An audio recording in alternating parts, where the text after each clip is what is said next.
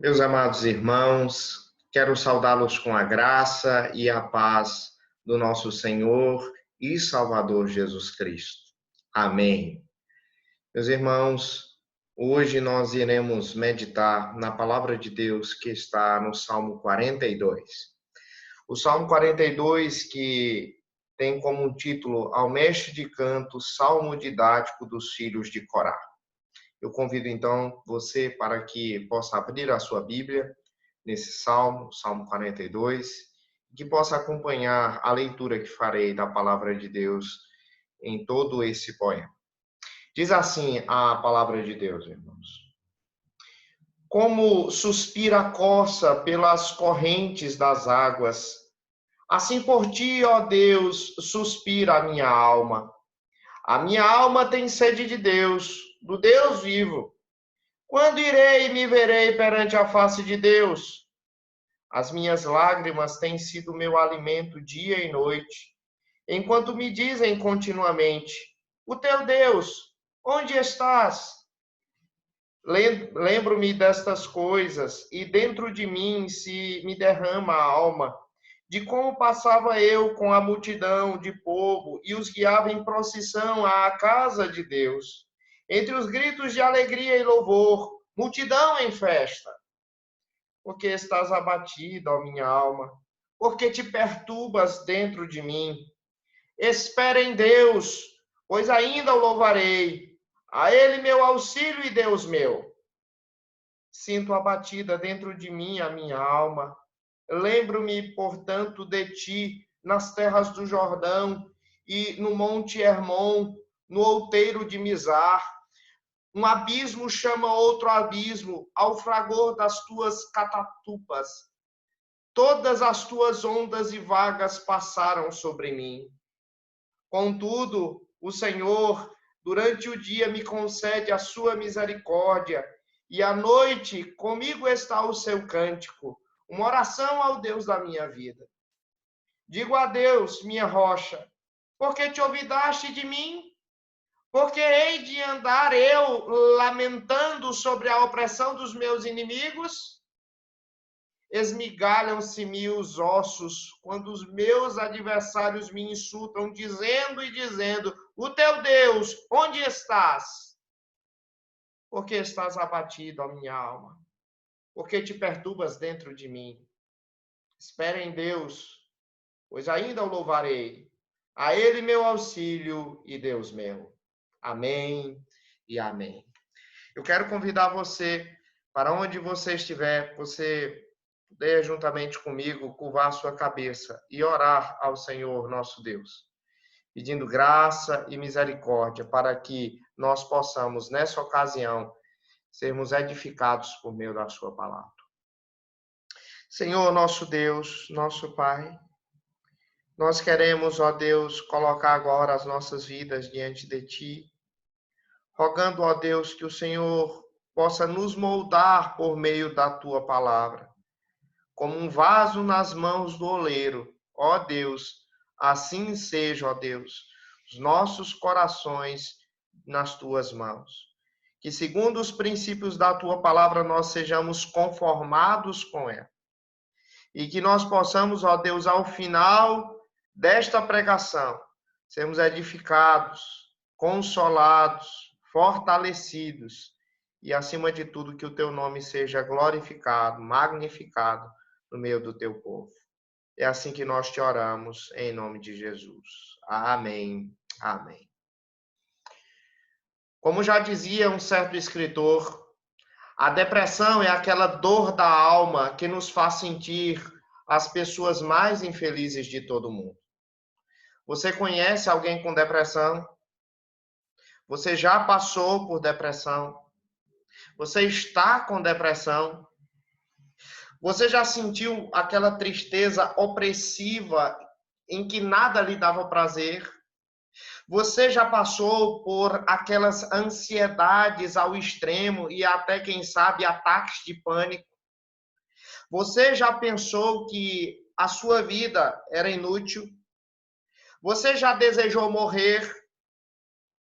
Se a sua resposta foi sim, para alguma dessas perguntas ou para todas as perguntas, é provável que você já tenha passado em algum grau pela depressão.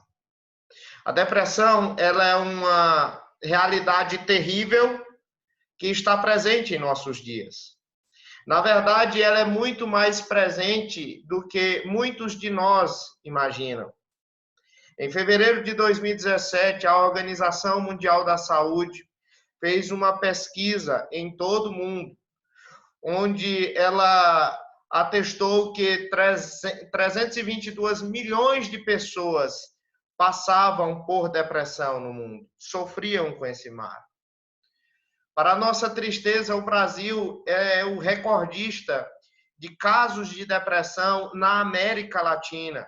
A pesquisa apontou que quase 6% da população brasileira ela é diretamente afetada por uma depressão mais forte e aguda.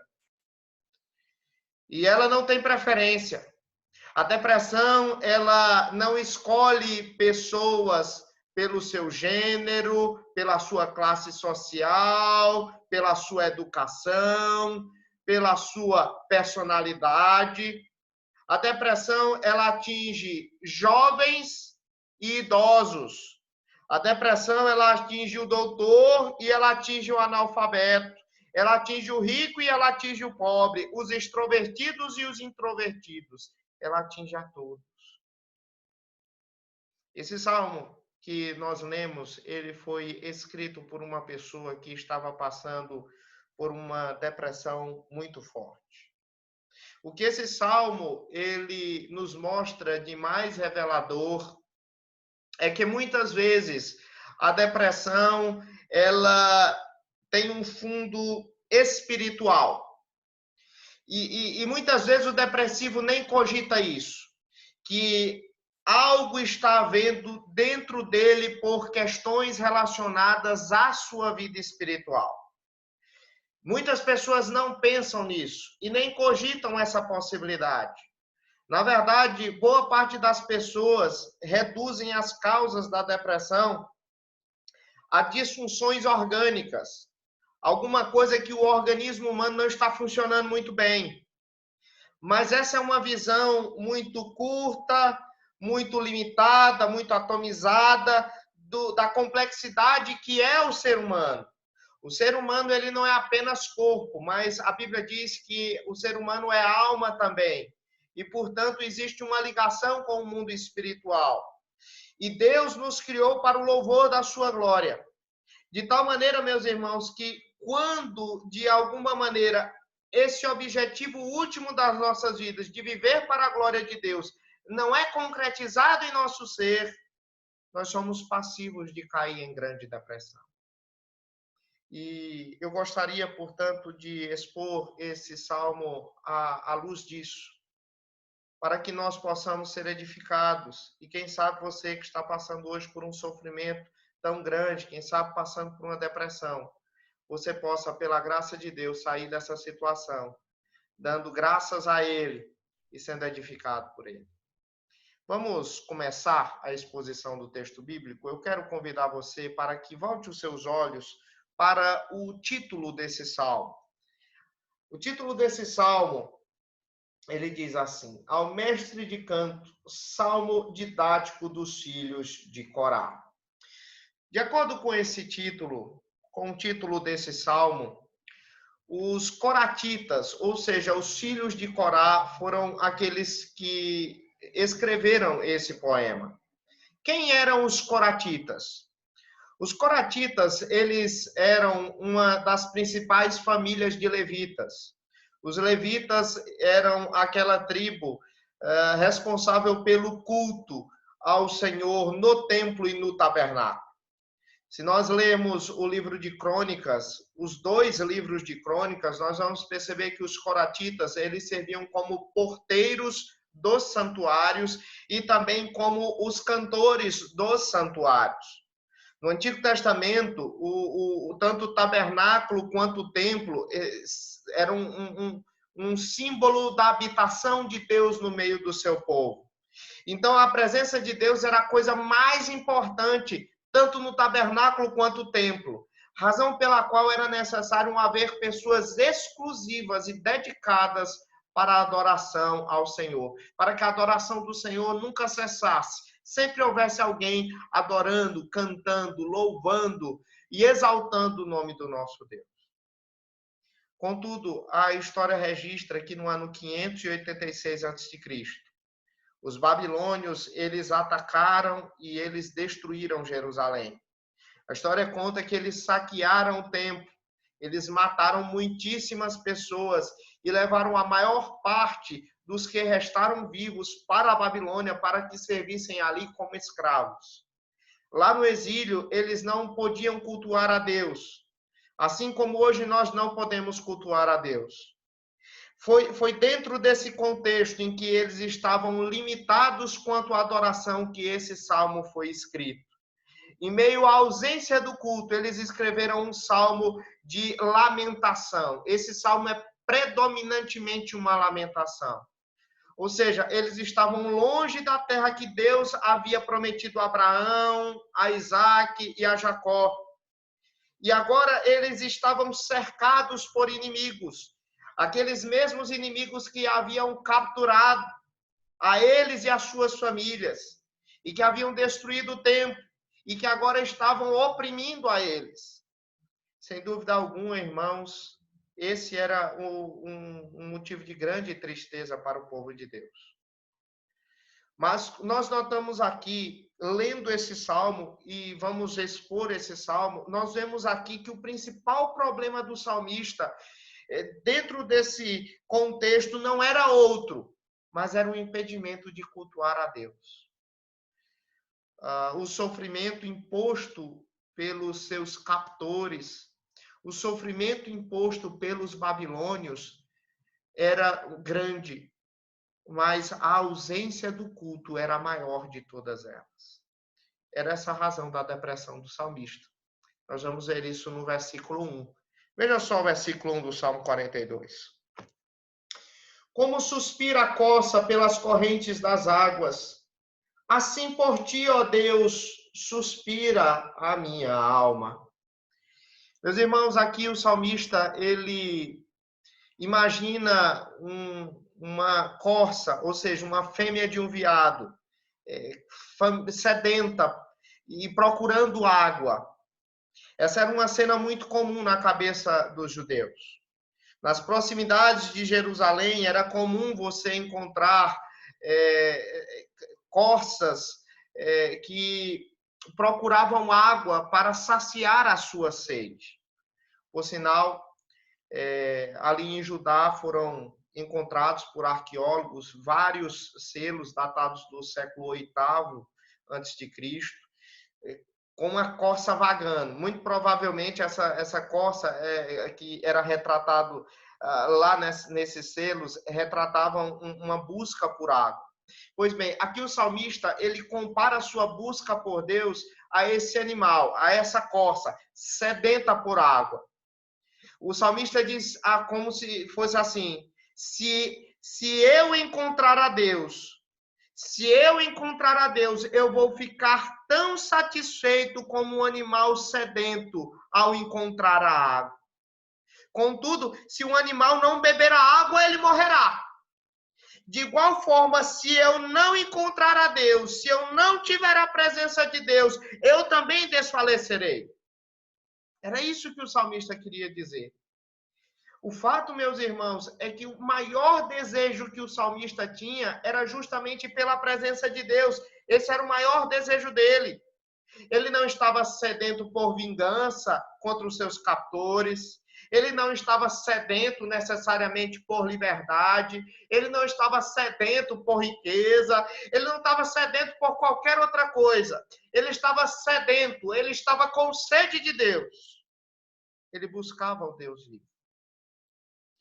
Contudo, apesar dessa busca do salmista por Deus, em vez de encontrar a verdadeira água, a água da vida, em vez de encontrar o verdadeiro Deus, diz o texto no versículo 2 e 3 que o salmista encontrou apenas lágrimas.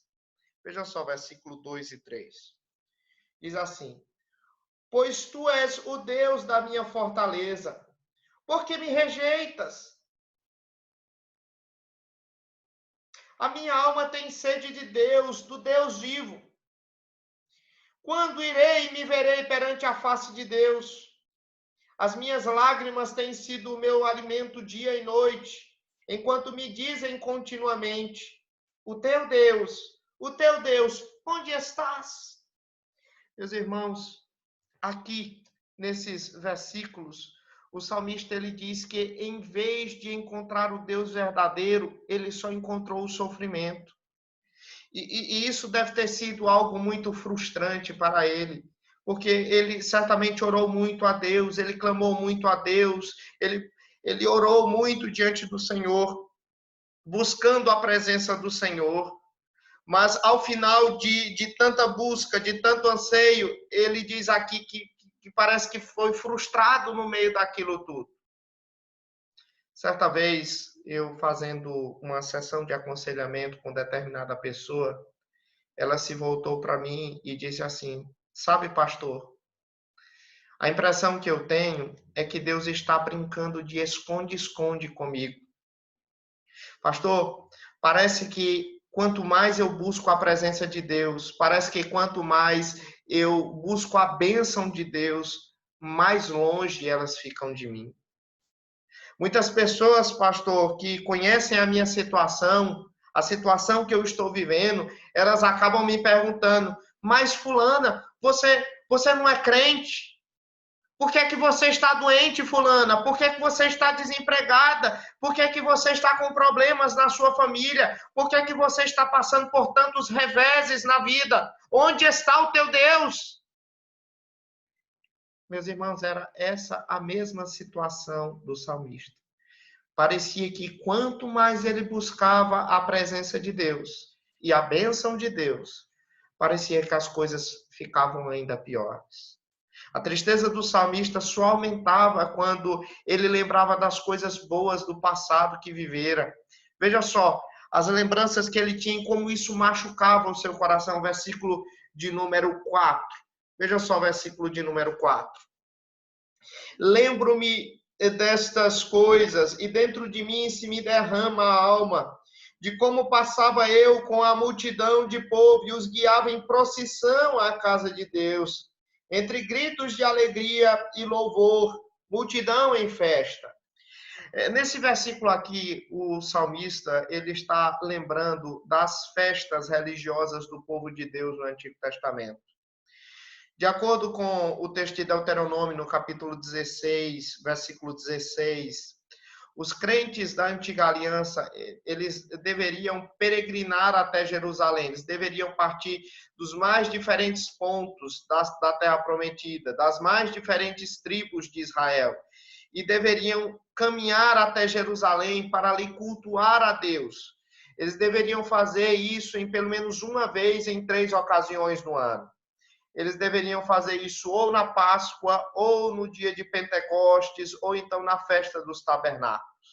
Quando os peregrinos chegavam lá em Jerusalém, a Bíblia nos conta que eles eram recepcionados e eles eram conduzidos justamente pelos levitas. Quem sabe, muitos deles, os coratitas, esses mesmos que escreveram esse salmo.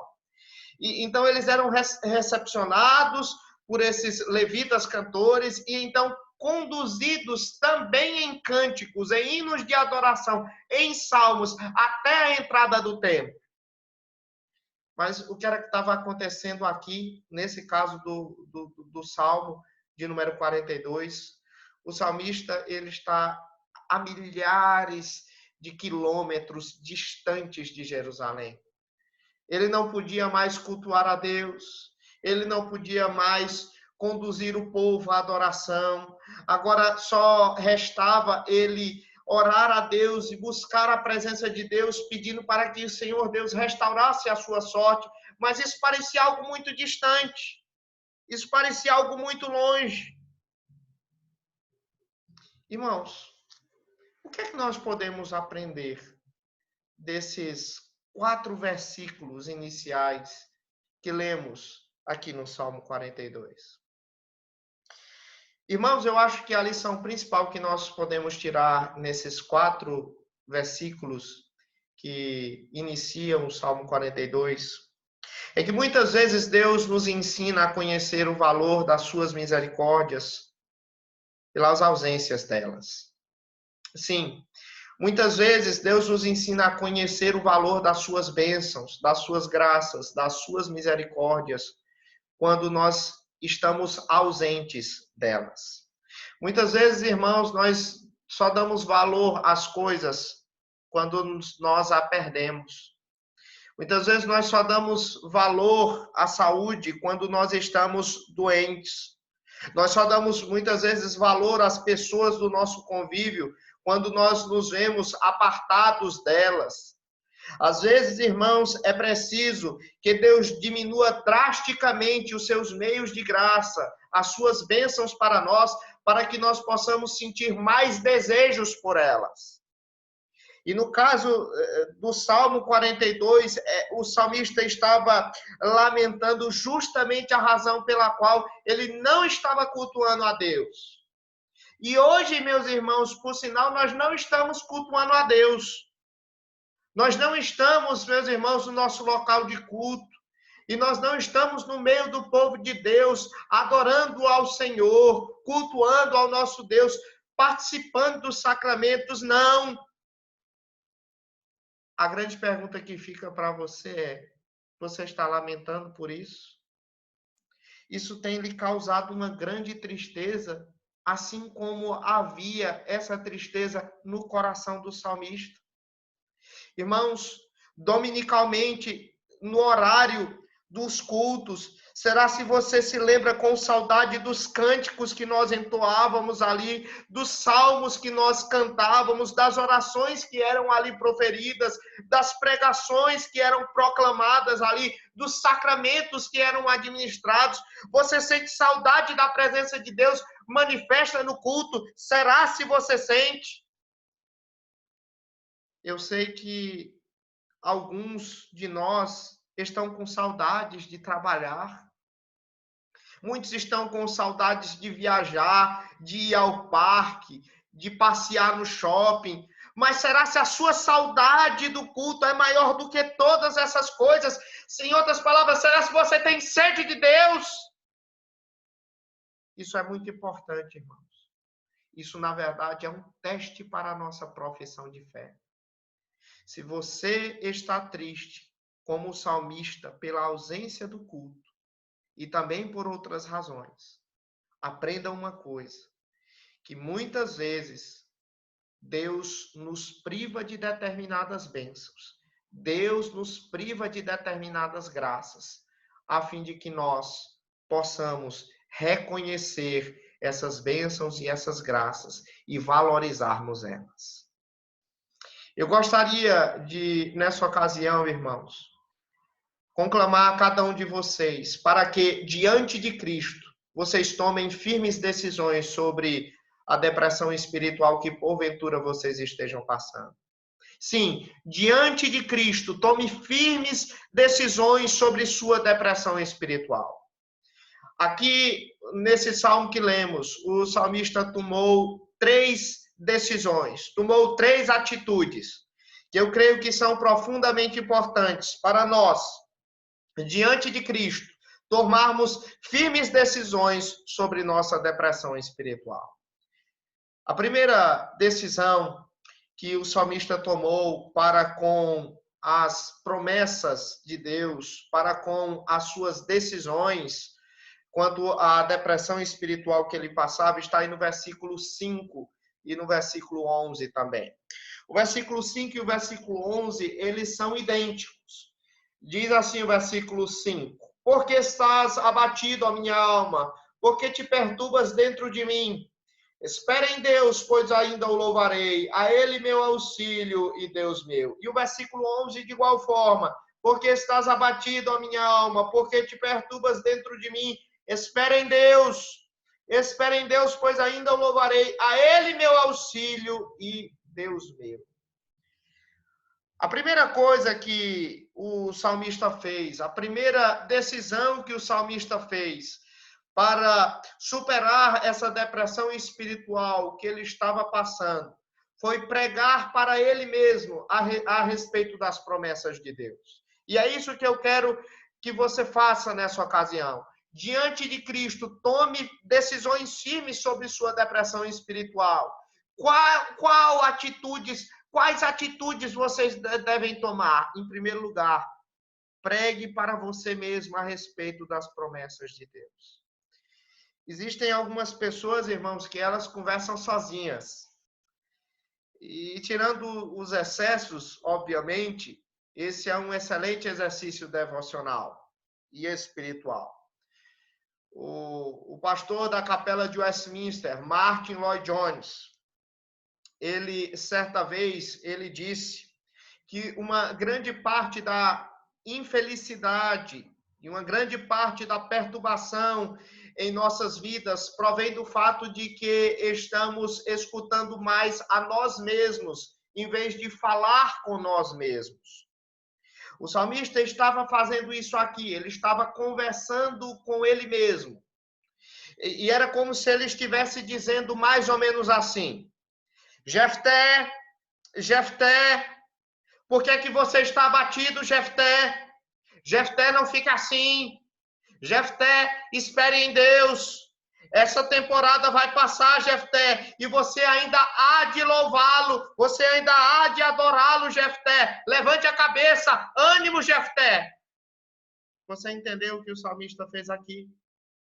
Ele fez uma espécie de catecismo para o seu coração, porque o catecismo funciona assim, né? Primeiramente, ele faz uma pergunta e, em seguida, ele mesmo responde essa pergunta. Aqui, o salmista ele está fazendo um catecismo para o seu coração. Porque está batido a minha alma, ó Jefté? Por que você está abatido? Espera em Deus. Ou seja, em vez do salmista escutar os sentimentos ruins que haviam dentro dele, em vez dele escutar os temores que haviam dentro dele, ele os confrontava com as promessas de Deus, porque havia uma promessa de restauração lá em Deuteronômio no capítulo 30. Lá em Deuteronômio, em capítulo 30, o salmista sabia que Deus havia prometido ao seu povo que poderia resgatá-los dessa terra tão distante e opressora. E era com base nessa promessa que o salmista não se rendeu ao desânimo. Ele começou a pregar a si mesmo. Então aprenda uma coisa. Não deixe as suas emoções controlarem e dominarem as suas ações. Em vez disso, controle as suas emoções. Fale para si mesmo acerca das promessas de Deus. Fale para você mesmo essas promessas. Sim, porque uma boa parte dos problemas de depressão espiritual que passamos é por causa da nossa incredulidade no agir de Deus. No fundo, nós muitas vezes questionamos se Deus ele é poderoso mesmo para fazer essas coisas que Ele prometeu em nossas vidas. Então, no seu coração, faça com que a sua esperança, a esperança em Deus, discuta com a sua tristeza. E eu não estou falando de pensamento positivo, essas técnicas de coaching por aí que estão inventando, essas coisas relacionadas à autoestima. Não, eu estou me referindo às promessas de Deus.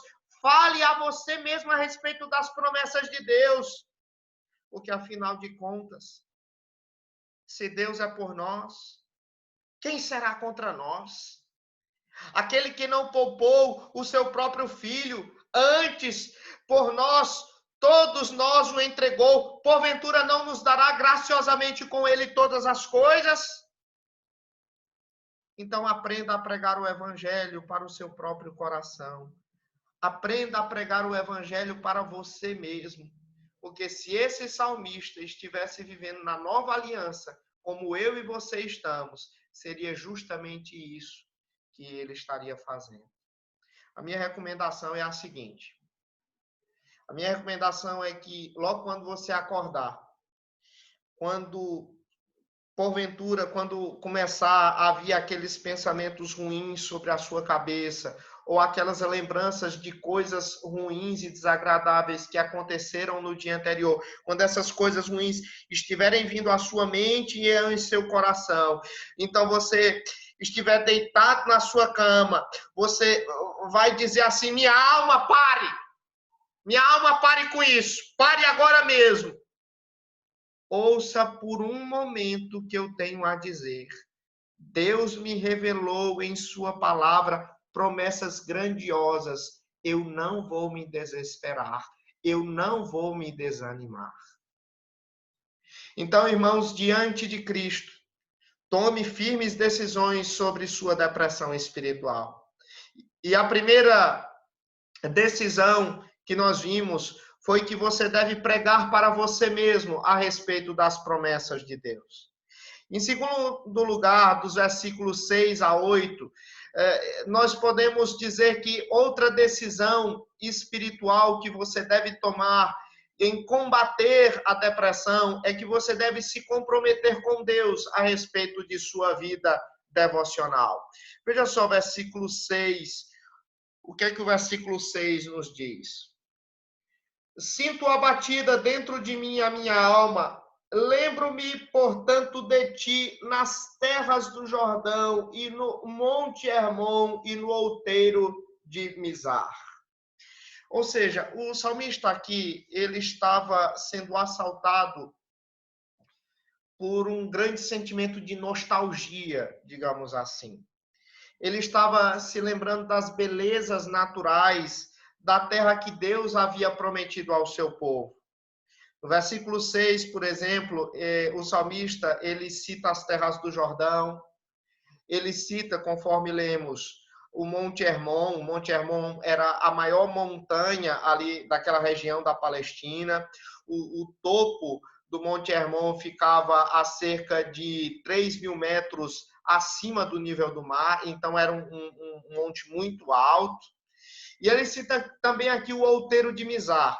Essas duas elevações, o Monte Hermon e o outeiro de Mizar, eram elevações que possuíam várias nascentes de vários ribeiros em Israel. A nascente do Rio Jordão, por exemplo, o rio mais conhecido de toda a Bíblia, ela ficava justamente no Monte Hermon. E por conta disso, tanto no Monte Hermon quanto no outeiro em Mizar, haviam algumas, digamos assim, algumas cascatas, haviam algumas pequenas cachoeiras. E é sobre a respeito dessas cachoeiras que o versículo 7, o salmista fala para nós, não é? Ele se lembra daquela paisagem tão bonita. E, infelizmente, muitas pessoas interpretam equivocadamente o versículo 7. Mas o versículo 7 é uma lembrança que o salmista tinha a respeito daquela região montanhosa em Israel que tinha cascatas, que tinha cachoeiras. Vejamos aí o versículo de número 7. Ele diz assim: um abismo chama outro abismo, ao fragor das tuas catatupas, todas as tuas ondas e vagas passaram sobre mim. Veja só como é que ele... Vamos fazer de novo a leitura do versículo 7 para que você compreenda bem. Ele diz assim: um abismo chama outro abismo. Ao fragor, ou seja, ao barulho. É isso que significa a palavra fragor. Ao barulho das tuas catatubas. Ou seja, das tuas cachoeiras. É isso que significa catatubas. Cachoeiras. Ao barulho das tuas cachoeiras. Todas as tuas ondas, ou seja, todas as suas cascatas e vagas passaram sobre mim.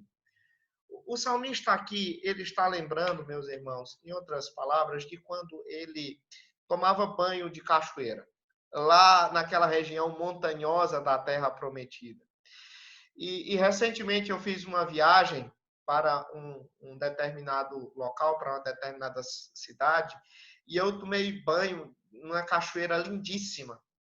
E, meus irmãos, eu confesso para vocês que é uma coisa maravilhosa, uma coisa inesquecível. É um cenário muito bonito, onde a gente vê a natureza proclamando em alto e bom som a glória de Deus. Os sons das águas caindo é algo fantástico. Parece que uma cascata está conversando com outra cascata. É uma coisa linda. E é isso que o salmista quer dizer aqui quando ele diz, um abismo chama outro abismo. Ou seja, logo aquelas águas caem com força sobre o seu corpo, sobre o corpo dele, né? Era como aquela cena que o salmista estava lembrando, tá? Irmãos, isso estava presente na memória do salmista. Aquelas boas lembranças. E vocês sabem, todos nós sabemos que a nossa memória, ela pode ser tanto um remédio para o coração perturbado, quanto uma faca para abrir novas feridas. Muitas vezes as nossas memórias nos trazem alegrias, mas também nos podem trazer tristezas. Inclusive, podem nos trazer tristezas de situações boas que vivemos no passado. E parece que é esse o caso do salmista aqui. Ele parece que ele estava dizendo com ele mesmo, que dias tão bons foram aqueles que eu vivi lá na terra prometida. Que dias tão maravilhosos eram aqueles, que dias tão gloriosos, que dias tão felizes, mas que dias tão tristes e tão sofridos esses que eu estou vivendo hoje. E isso lhe apertava o coração. Mas a despeito do sofrimento que ele passava, diz o texto aqui da palavra de Deus que ele fez um compromisso para com Deus. Veja só o versículo de número 8. Ele diz assim: contudo, o Senhor durante o dia me concede a sua misericórdia, e à noite comigo está o seu cântico, uma oração ao Deus da minha vida. Sim, o salmista aqui estava dizendo que, a despeito da situação que ele estava vivendo, ele cantava e orava ao Senhor nas horas da noite, como se estivesse lá no culto em Jerusalém, a despeito de estar a milhares de quilômetros de Jerusalém e o templo está em ruínas. Mas ele cantava e orava a Deus como se estivesse no culto, mesmo não estando no culto. E isso não era uma coisa exclusiva desse salmista. Se você ler, por exemplo, o livro do profeta Daniel, nós veremos que o profeta Daniel, ele estava na Babilônia, e na época em que ele vivia, já haviam se passado quase 70 anos de cativeiro, e durante esse tempo não havia culto lá na Babilônia, o templo estava em ruínas lá em Jerusalém, não havia ocorrido um único sacrifício pelo pecado naqueles anos todos. Mas você vai ver Daniel, meus irmãos, nas suas visões, nas suas profecias, ele menciona os sacrifícios como se esses sacrifícios estivessem ocorrendo diariamente no templo.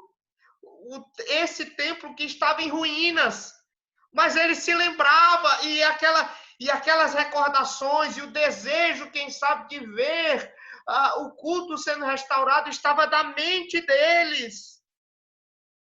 Irmãos, mesmo que nós estejamos privados de cantar a Deus, mesmo que nós estejamos privados de orar juntos na igreja, no culto, nós não devemos apagar o culto da nossa memória.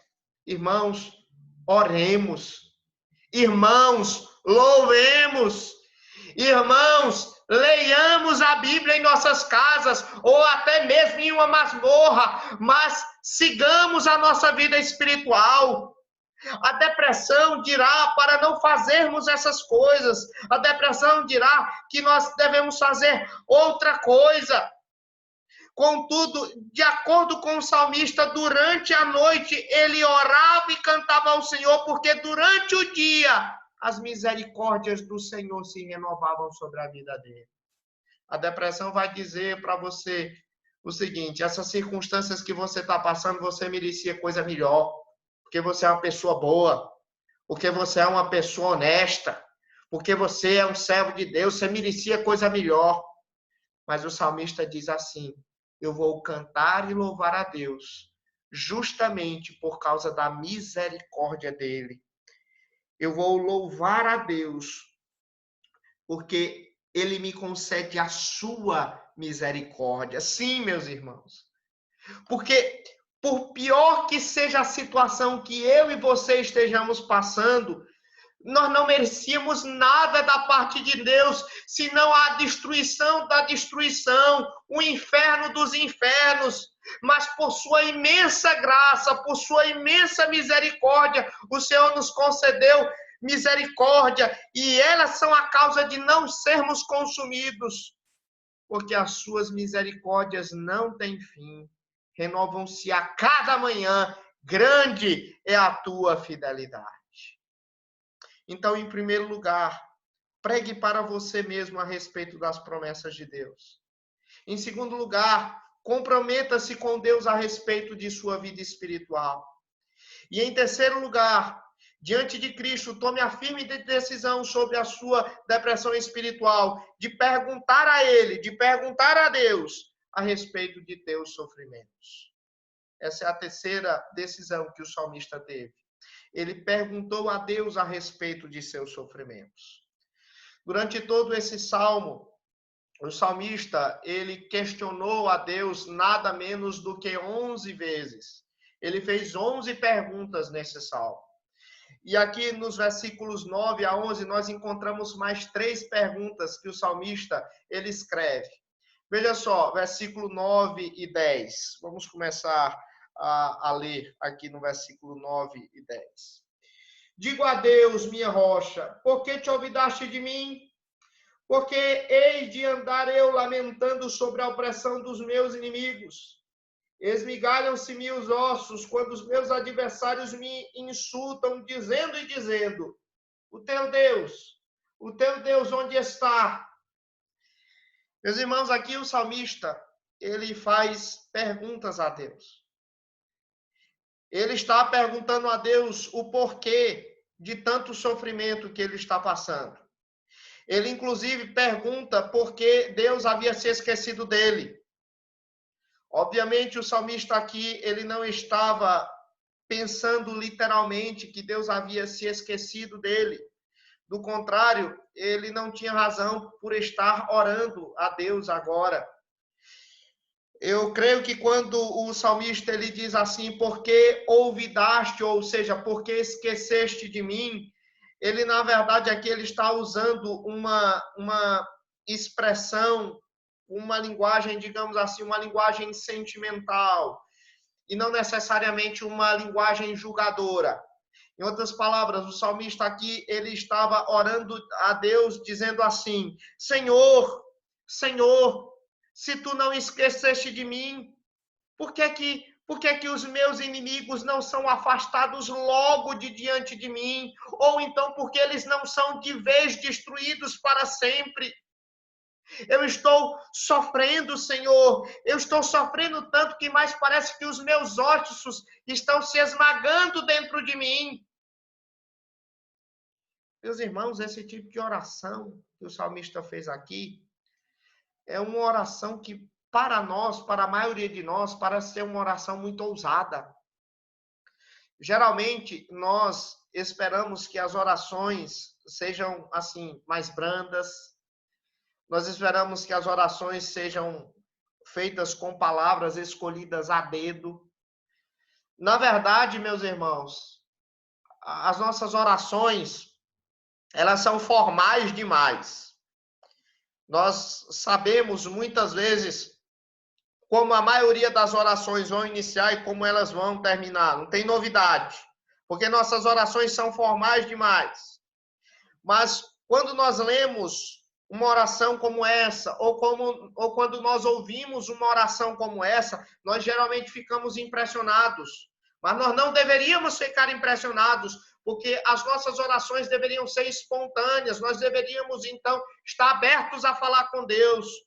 John Knox, o patriarca do presbiterianismo, ele dizia que a oração é uma conversa fervorosa, é uma conversa familiar com Deus, a quem nós declaramos as nossas misérias e cujo apoio e auxílio nós imploramos em meio às nossas adversidades e a quem nós louvamos e exaltamos pelos benefícios recebidos. Você entendeu o que John Knox disse aqui? Ele disse aqui aquilo que o salmista ele fez. Ele acabou expressando tudo aquilo que havia em seu coração e tudo aquilo que lhe perturbava a alma naquele momento para Deus. E é por isso que dentro do seu contexto, a oração do salmista é tão legítima e ela é tão consoladora. Ele, na verdade, está desabafando com Deus. Por vezes, irmãos, quando nós estamos sofrendo, nós procuramos alguém, não é? Para que nós possamos se abrir com essa pessoa. Nós procuramos pessoa que nós confiamos para falar a respeito de determinadas coisas que afligem a nossa alma, o nosso coração.